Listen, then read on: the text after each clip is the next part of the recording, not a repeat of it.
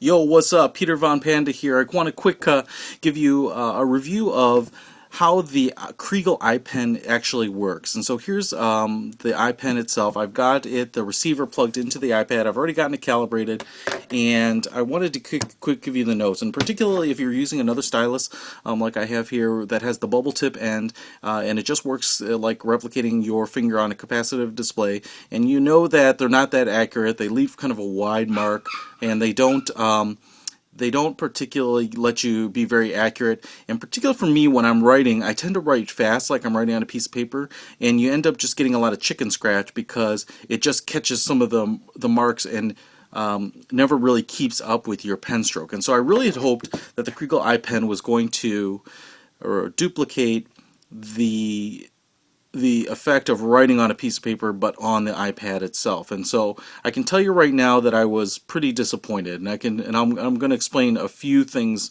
that could make this better, and so you can have your expectations set correctly when you order this iPen. First of all, you do calibrate it to the receiver. I'm not going to go into the features of all these apps and all the mechanics of how the iPen works, but I want to point out a couple things. It does write, and once you connect it and calibrate it, it is pretty accurate. I saw another video where the guy was showing how inaccurate it is, and the reason is the receiver is not actually at the tip of the pen. And so right now when I write, when I've calibrated it, it marks the point of writing to the tip of the pen. But if I adjust the angle of the pen, I believe the receiver is right up here, kind of in the body of the pen, and so it's basing it on that. And so if I tip the pen the other way, you can see that the dot moves. And so if I write like this, definitely the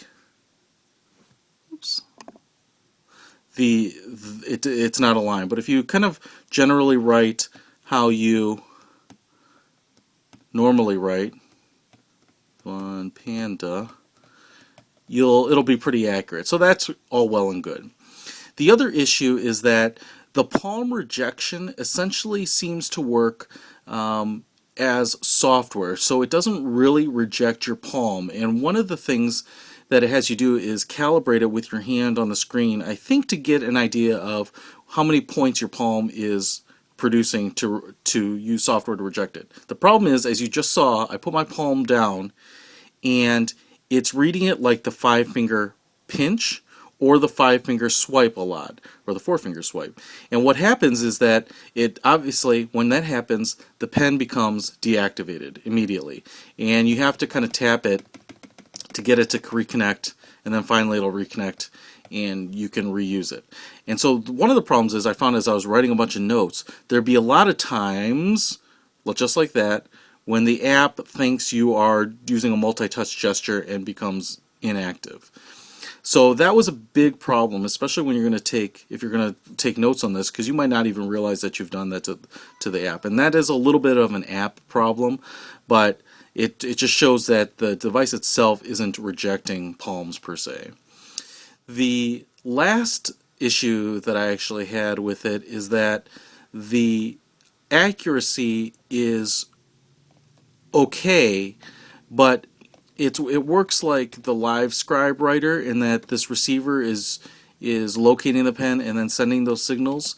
And so ultimately you do have to slow down quite a bit, and I'll show you what I mean. There we go.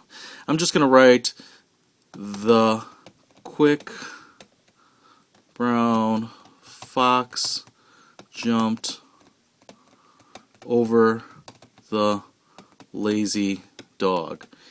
And my handwriting is pretty bad as a general rule, but this would have actually looked a lot better on paper. And one of the reasons that this doesn't look as great is that I believe the pen tip registers writing when it's pressed into the body. You can feel it give just a little bit when I push it into the iPad.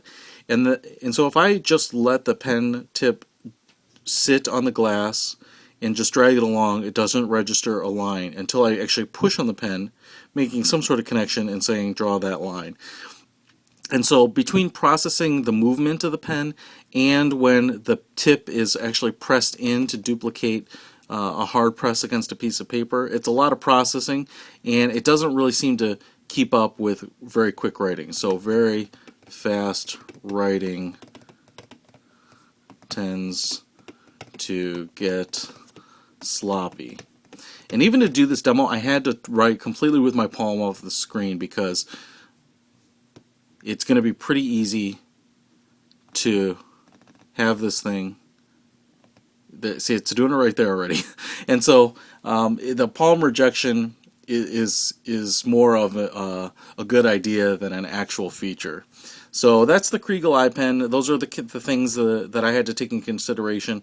It's a great idea. I wish the execution were a little bit better, or I wish the hardware were built into the iPad and the feature sets built into the apps to really kind of round this out to make it a really useful tool. But until then, I'm going to actually be sticking with keyboard entry for note taking.